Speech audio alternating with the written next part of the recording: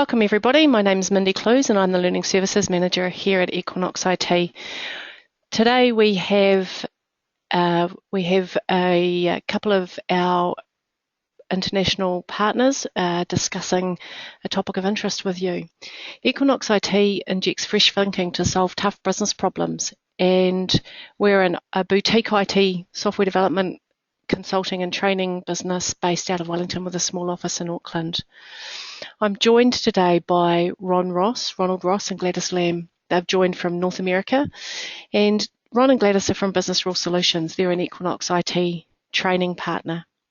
Ron and Gladys are recognised as international leaders in business rules, and they've authored a number of books on the subject. Ron's often referred to as the father of business rules. I'm pretty sure he's proud of that. Today, they'll be presenting on why business rules are a must for business analysts. If you've got questions during the webinar, please enter those in the right-hand side console. We may answer these as we go or at the end during the Q&A session. We are recording this webinar for you, so we'll email you next week to show you where you can find the recording, and you might like to share that with your teams and peers internally. We plan to finish today at 12:45. We will wrap up with a couple of questions, and right now I'm going to hand over to Ron and Gladys. Ron, over to you. Okay, thank you, Mindy. This is Gladys Lamb speaking. I am going to show my set of screen slides. And Ron, you want to say hello to everyone? Yes, hello everyone. We're on the east coast of North America, so sort of the opposite end of the world from you guys. Evening over here, midday for you guys. I want to thank Equinox for the opportunity to speak. Gladys and I were in New Zealand, I think it was 2 years ago, and we were hugely impressed with the energy and the quality of the professionals there. We really look forward to returning to visit and giving our seminar on September 1st. And so let me just take a second to tell you what we're going to talk about today. We are going to talk about how you can become a change leader in your organization by being more effective, by being smarter, by being able to attack ambiguity with vigor, by being able to communicate more effectively. And we think those are all reasons why business rules are essential to your practice and to your mindset and how you go about things. So with that, let me hand it over to Gladys, and she'll share a few thoughts with us.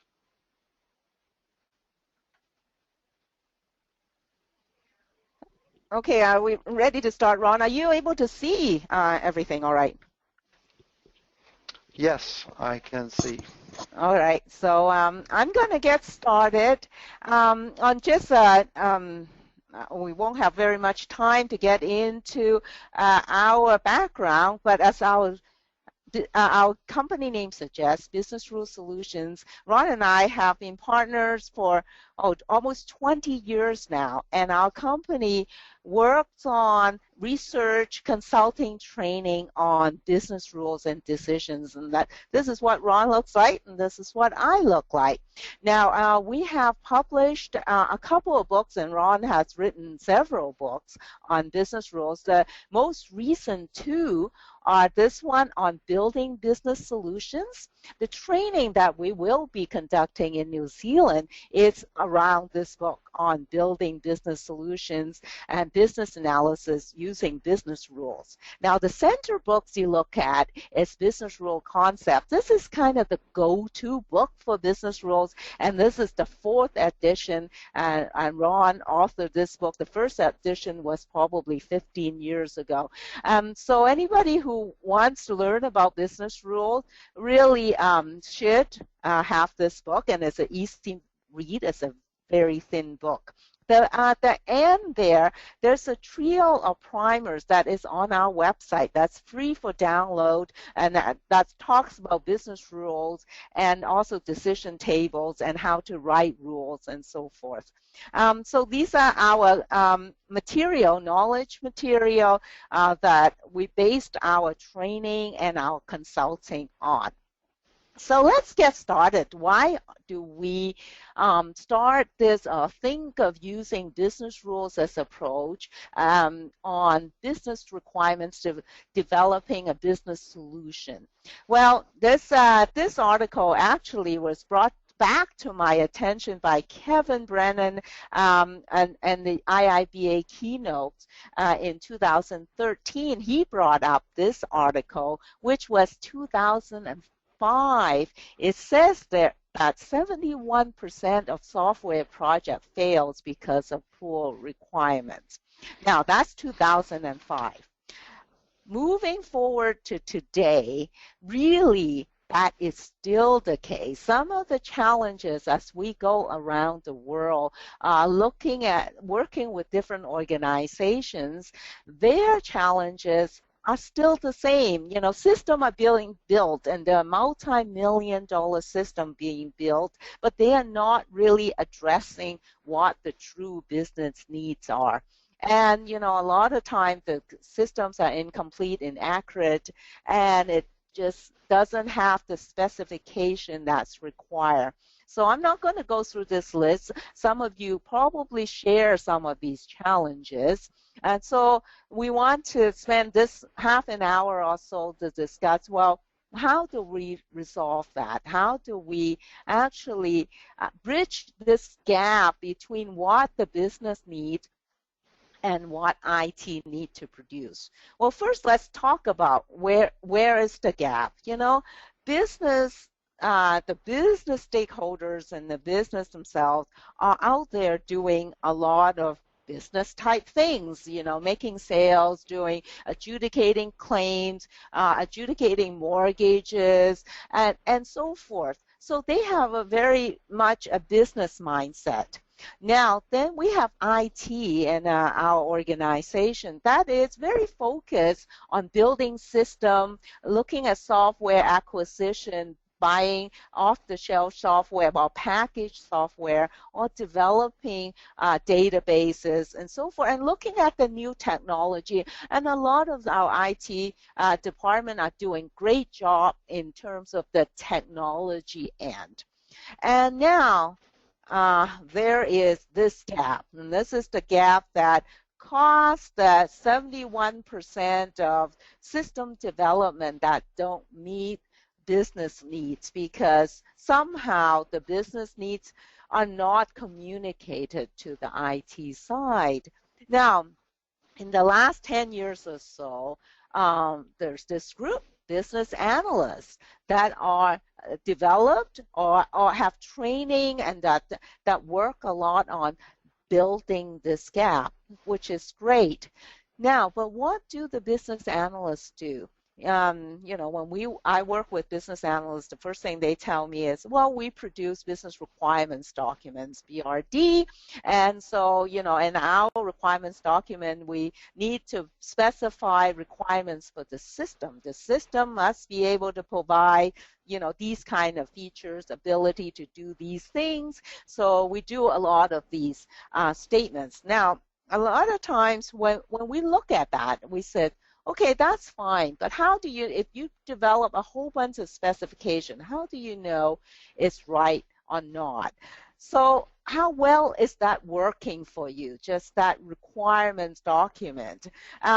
So, you know, from what we gathered, and Kevin, again, had expressed that in his 2013 keynotes, you know, many projects are still not delivering that business value.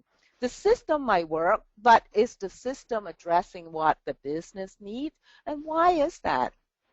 Because business values needs to be managed through before and after, not just during the projects. The projects are used to develop a means or a result, but that business value is for the business, and that's ongoing in an operational perspective.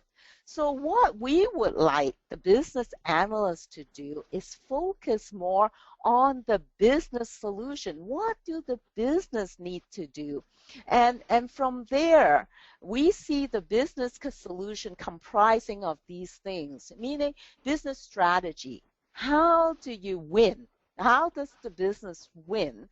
And from the competitors and from acquiring customers, clients, so forth. Business solution also includes business processes, how to be effective, how to be efficient, and also business rules, of course, of the guidance to provide a set of guide or control to your business to make sure that you come out with the right management to your processes. And operational decisions coming up, making your business smart, making the right decision means helping your business being smart, and using the same business vocabulary for communication, and also developing business policy monitors. So what we like to see is the business analysts doing more of that. And now, Ron and I have done a lot of research development and also consulting work in this area of concentrating on developing that business solution. So currently, business analysts work a lot with business requirements documents, and some business analysts deal with business solutions. What we like to see is the business analysts working more with the business, developing business solutions and translating that business solutions to IT. And we want to even push it a little further than that. It's not just business solutions, but we want to talk about innovative business solutions. So that's essentially what our focus of what we want to talk about. And Ron, you want to develop that a little bit more and tell people what business rules is about? Yeah. Business rules, we think, are an essential ingredient in building innovative, smart business solutions. So let me just spend a few minutes talking about business rules. Some of you may be familiar with them. Some of you may have heard vendors talk about them. Vendors don't always talk about them, however, in ways that are really business-oriented. So that may be new to some of you altogether.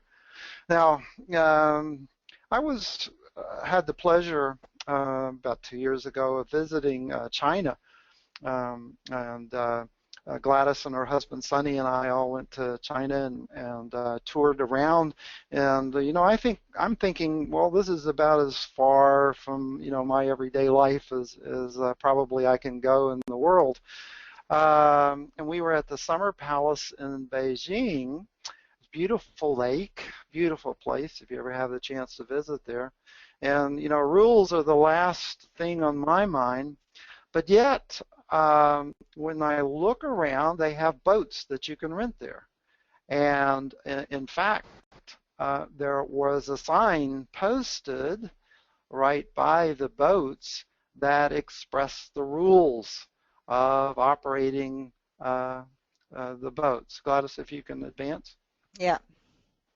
And and in fact, even in English besides Mandarin. And, it struck me, although I already knew it, it really came home to me that rules are universal. Rules are just a fundamental way that we as humans organize our activities and ensure that both behavior is done correctly and we avoid risk, and we shape behavior, shape decisions in ways that are best for the business. So right there, a set of rules for hiring a boat. Now it's interesting, just as a point in passing, that the sign where you rented the boats did not give a process for operating the boat. So you can take away from that, in some sense, actually, rules are more basic to the organized activity of people than processes per se. Now, some people may find that heretical. We actually think process is quite important, so we like to balance this out. But rules are very fundamental. Okay, advance.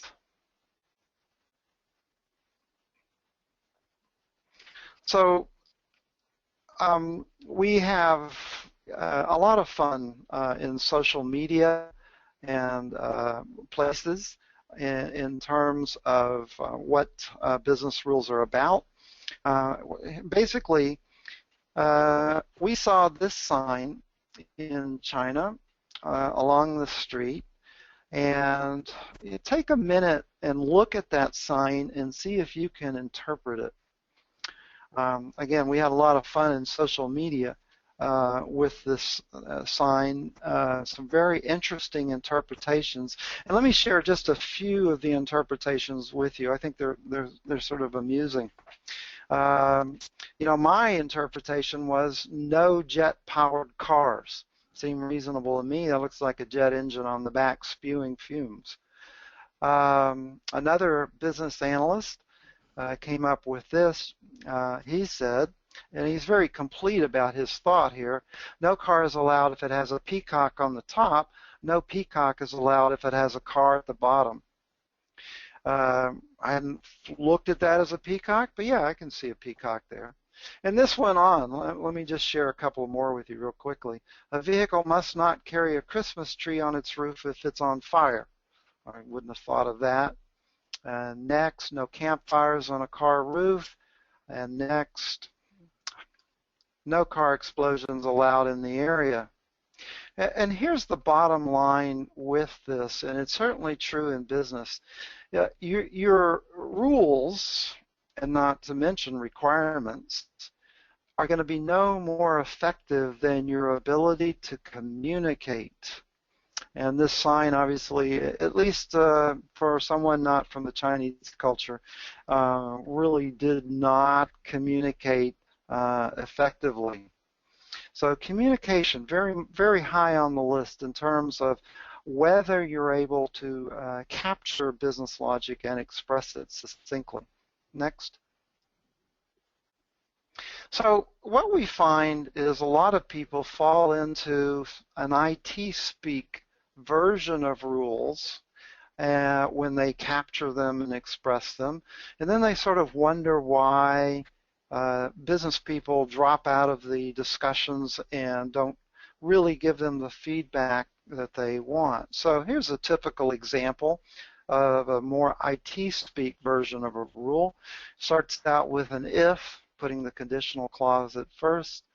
If an employee does not have a name, and notice it's looking for a negative condition, the lack of something, then do something. Then there is a result. Well, we don't call that a business rule. That could be an implementation of a business rule under some platform, but it's not a business rule per se, because number one on the scale of quality of business rules is that they communicate. So if we look underneath that rule, what we see is the business version is really quite simple. The business version could be as simple as an employee must have a name. So there's a big distinction in communicating business rules from a business perspective than how they may be implemented in platforms and how IT people think about them. I could spend a lot more time on that, but let me just present a quote that I think sums it up pretty nicely from one of my colleagues on standards groups in the area. And the way he put it, business people don't set variables and they don't call functions. So the language that we use in writing business rules and capturing them and validating this business logic is extremely critical. Okay, next.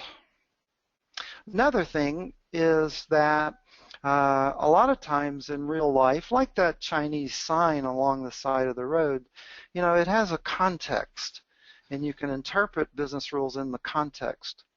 But what we like to say is that business rules must be interpreted out of context, because you never know who's going to read your business rules, who's going to try to interpret them, what they're thinking about, what their purpose is, what their function is. And so business rule expression has to be full-bodied, if you will, in terms of expressing rules correctly. So you might see this rule by the side of an elevator, but if you saw it out of context, then it would need to look something like, next, like this. An elevator must not be used to exit a multi-floor building if fire is reported in the building. It must be complete. It must be full-bodied. It must, and the way we like to say it is, it must carry its context with it, because you don't know where it's going to be read and by whom. Now, there's a whole art in writing rules in order to achieve that level of communication and really attack the ambiguity. Ambiguity, as I say, is the villain, the big villain when it comes to both requirements and business rules. Next. So what we've done in our organization, in conjunction with our business analysis methodology, as Gladys was talking about earlier, with an array of very business-oriented deliverables, including strategy and business process and business concepts, is that we've created a set of conventions for rules in business speak. Those are rule speak, is the name of the conventions. They're free. They're on the website. They're in actually 6 languages now, including Dutch, Spanish, German, and Polish and Norwegian, not listed there, and French on the way soon. And so there's help in this area, and certainly we've heard people say, made it almost trivial to implement the rules once you capture the full meaning. Next. So what kinds of business rules are there? Part of what you need to know as you apply this approach is, well, what's out there and what are you looking for? Turns out there are 2 basic fundamental kinds of business rules, and this is based on standards. We didn't make it up. There's some very significant standards work in the area.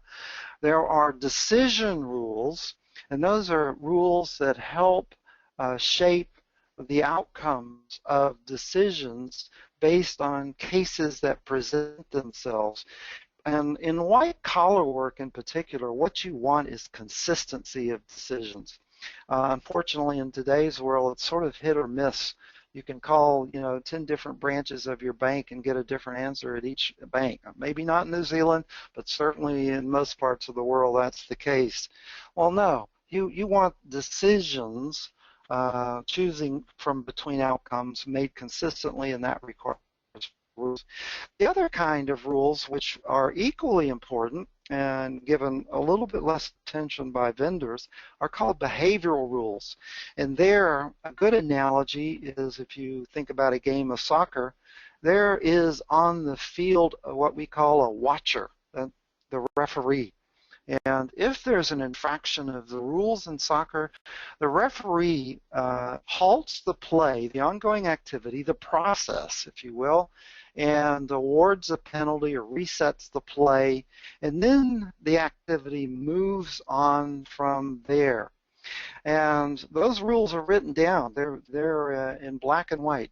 And it's the referee's job to enforce those rules in real time so that one team doesn't gain advantage from infraction of those rules. We think architectures, business architectures, ought to be built with pretty much the same kind of mindset, written explicit rules and a very active sort of watcher looking for infractions and ensuring that processes are undertaken correctly.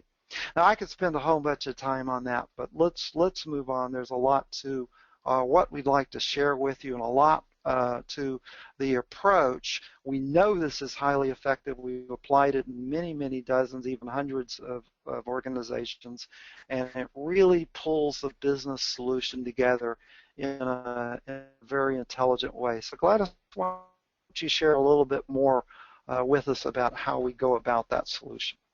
Yes, and when we talk about business solutions, I gave a list earlier. We talk about strategy, we talk about process, rules, and so forth. So I'll give you a summary here. We won't touch on strategy in our half an hour, 40 minutes talk today, but their strategy is an important component. But after we develop strategy, we go into business process, and a lot of organizations have their own methodology on dealing with business process, and it's really collaboration of work. You know, you have business process, you have different activities or tasks that move along.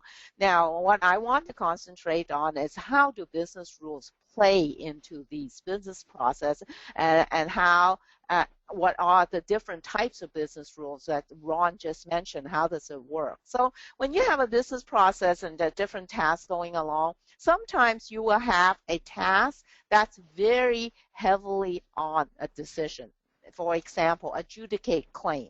It will come up with, yes, this claim, it's it's qualified for certain benefits, certain threshold, or adjudicate a mortgage, and this applicant is eligible for mortgage or not eligible for mortgage. So that task really is very decision oriented. And so there we deal with what we use a technique that will develop decision structure, so that you require something that will break down your decision for you, because you're going to be very heavy on the different types of rules that comes on to help make that decision.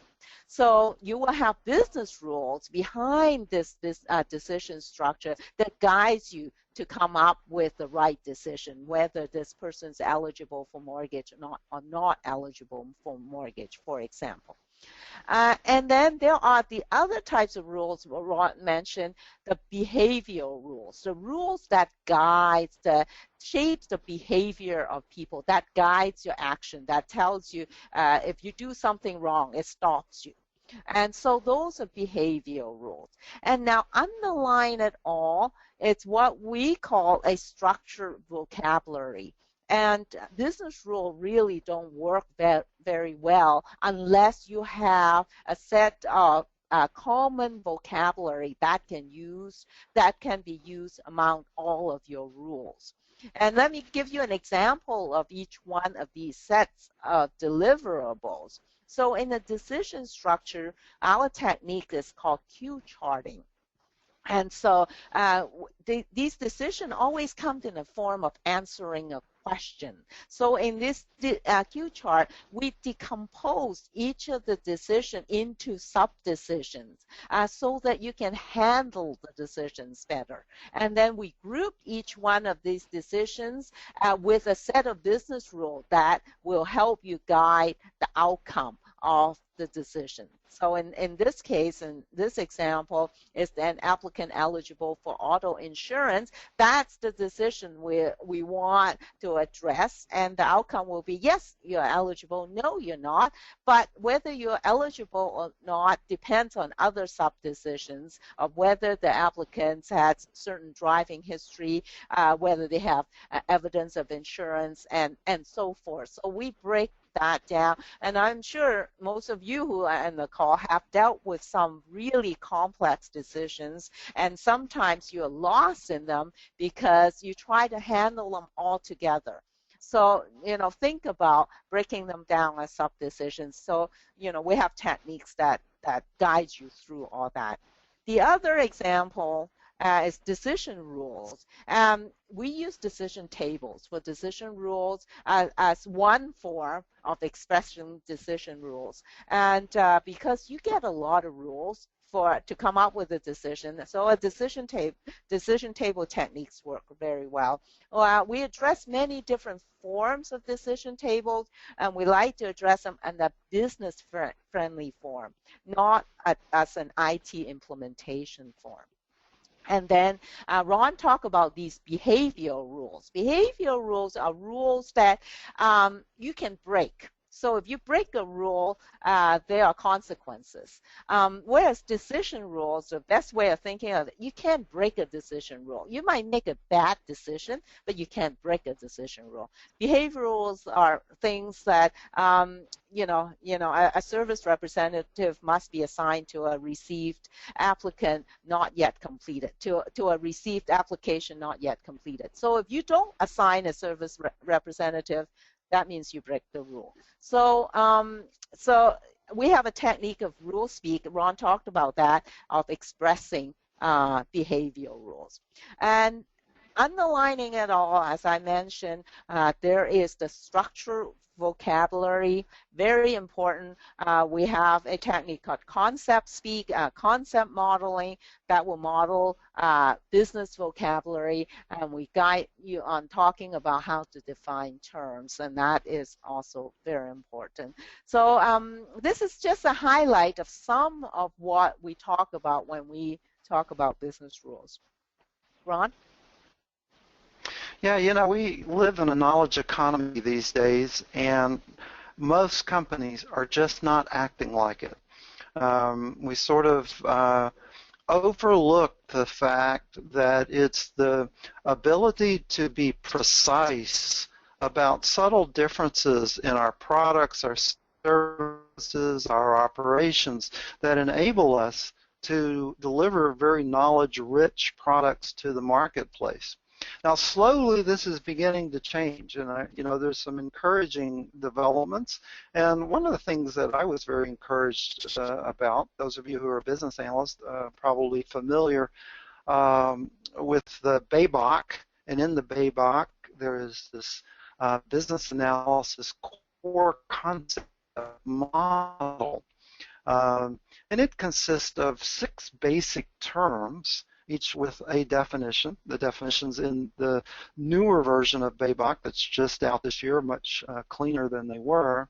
And then you notice there are connections between those basic concepts, and there are words, there are phrases that connect those concepts.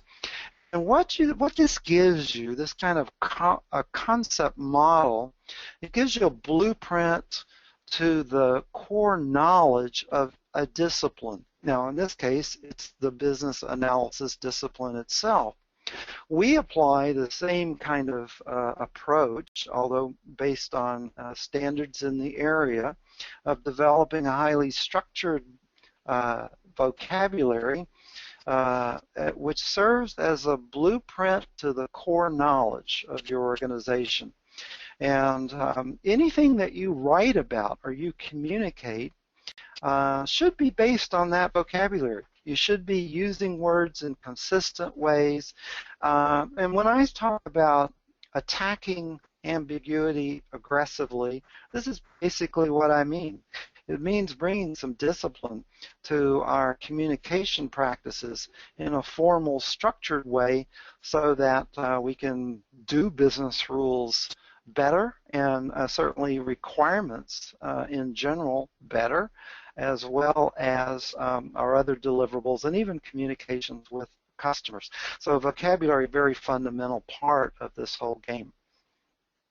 Next.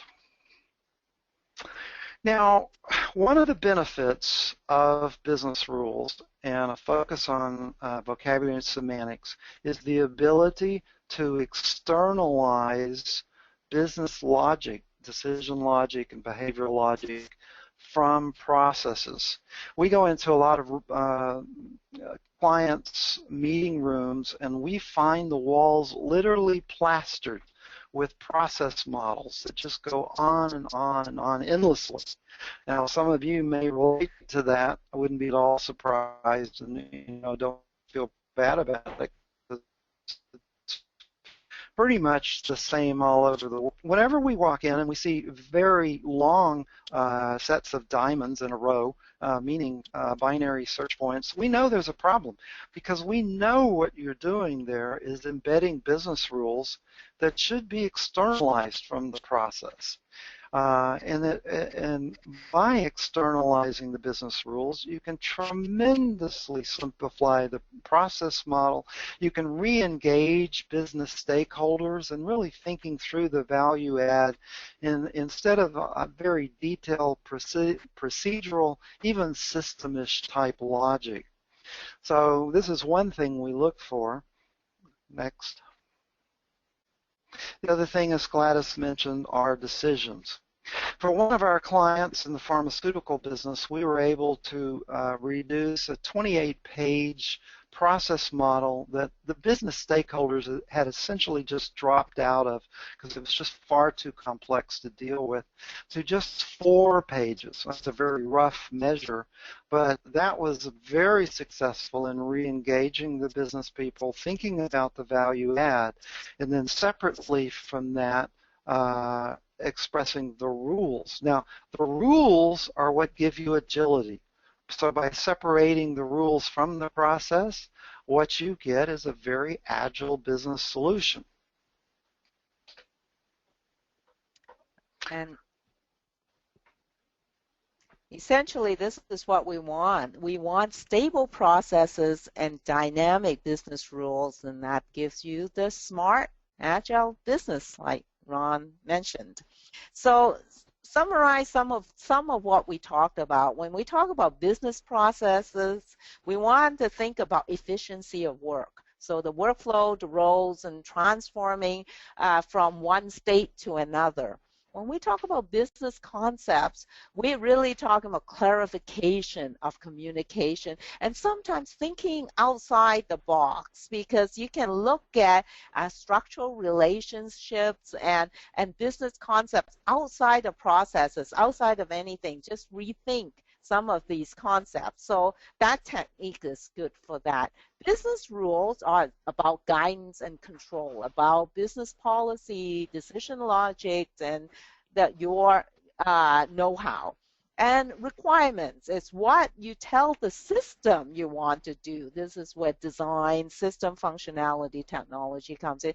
So, we like to look at these 4 pieces as different things and be able to identify them as different.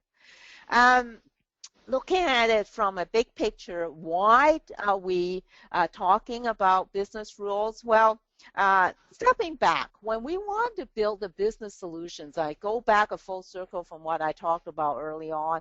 We really want business analysts to help the business develop a business solution.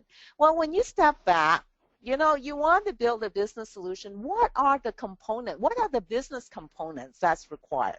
Well, people. People's been around for a long time. Human resources have been around for a long time. We know how to manage people, guide people. So that's one part of building a good business solution. There are technologies. Since the beginning of, invention of machinery, there's technology that have to come into play. Information, back in the 60s, there's information engineering, data modeling, and what have you. And nowadays, recently, there's big data. Information is important for a business solution. Business processes, 10, 15 years ago, business process re-engineering, now business process modeling, management, it's important. What's missing? Out of this pie, what's missing? Now, of course, you've heard Ron and I talk about business rules. You naturally think business rules. Yeah, almost, but we like to think of it as the intellect part.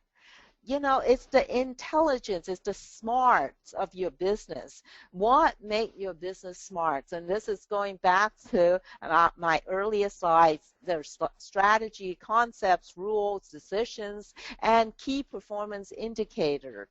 We like to call those your operational intellectual property of your business. So that's why we like to concentrate in this area, because we believe this is really the intellectual property of your business. Ron? Yeah, we're all about what makes your business smart. We're all about what enables you to communicate more effectively about what makes your business smart, what differentiates it from your customers. And we think that most traditional methodologies for requirements in IT development just overlook, this fundamental component of the business and doesn't communicate about it well. And we think that that needs to be fixed. That's what we're about. That's what we talk about. And that's what we're coming to Wellington to talk about on September 1st.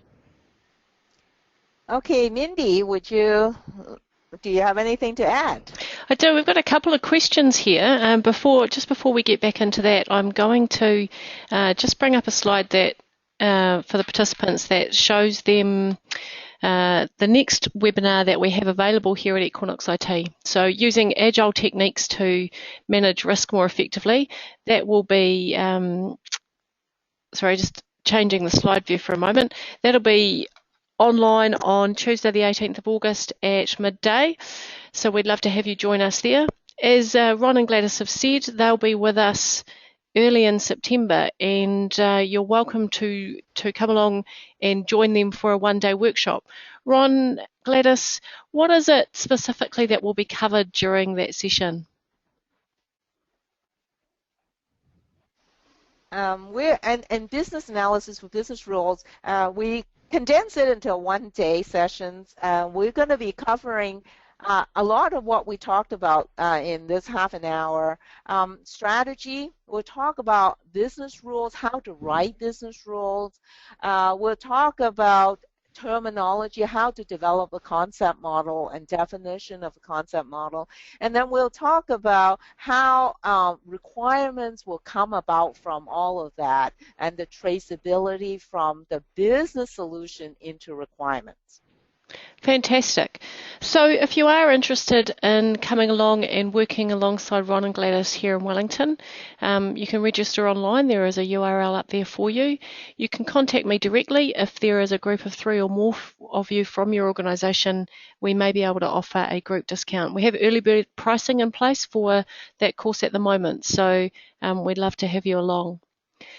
So we've got just a couple of minutes left for questions. One question that we've got here from Jane. How do business rules manifest on IT projects, specifically in the transition through to development? It depends on your platforming, of course. Many organizations these days have one or more rule engines, and what a rule engine does is offload the evaluation of the rules to a platform, and that's quite useful, quite necessary. If the platforming is not based on a rule engine and more programming, they lead you directly into some of the requirements that the programming has to support. And so it's a very effective way to inject knowledge into the requirements process and to translate that into IT specifications. And one more question from Trevor. If you're a BA within an IT project, how do you transition to a focus where you work more closely with the business to understand the business rules? Okay, you broke up on just the last 2 words. If you could try that again. Sure. So if you are a BA within an IT project, how do you transition to a focus where you work more closely with the business to understand the business rules?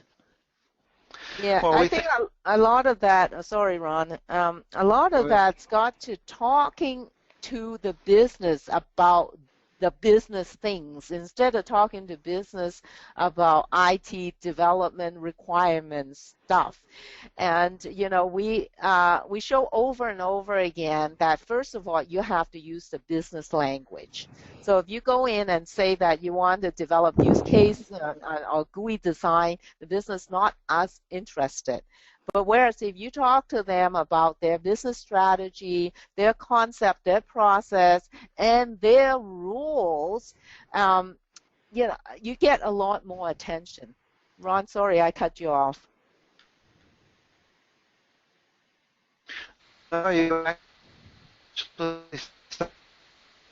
but I was going to making sure that you have right deliverables. And we focus on business architecture for that purpose, and that in your communications with business people, you never ever, this is a rule, use an IT term or a methodology term that arises from an IT perspective. That's a sure way to give them a ready excuse to drop out of the discussion. So it's all about engaging people in solving problems and addressing those problems from a business perspective, but with an architected approach. And we've worked in that area, in that arena now for 15 or 20 years, and we've perfected a good number of tools that are quite workable and hugely successful in the area. We think everybody should be moving in this direction. Business needs business solutions first and foremost, and then IT's derive from those. Ron, Gladys, thank you so much for taking your time out this afternoon or this evening for you guys to share your thinking and your passion with rules with us here in New Zealand. We are here at Equinox IT really excited to be able to host you again. So we look forward to seeing you then. For everyone else who's attended today, as I mentioned earlier, this webinar has been recorded. If you believe others will get value from it, please share it around. We'll make it available to you next week. When you sign out today, you will be asked to complete an evaluation that helps us get better at delivering webinars that you find valuable, and we're happy to take on board your suggestions for future topics. Thank you all for attending. Have a great day, and we hope to see you next time. Thank you, Minnie. Thank you all. Hope to see you all there next month. See you later. Bye-bye. We appreciate it.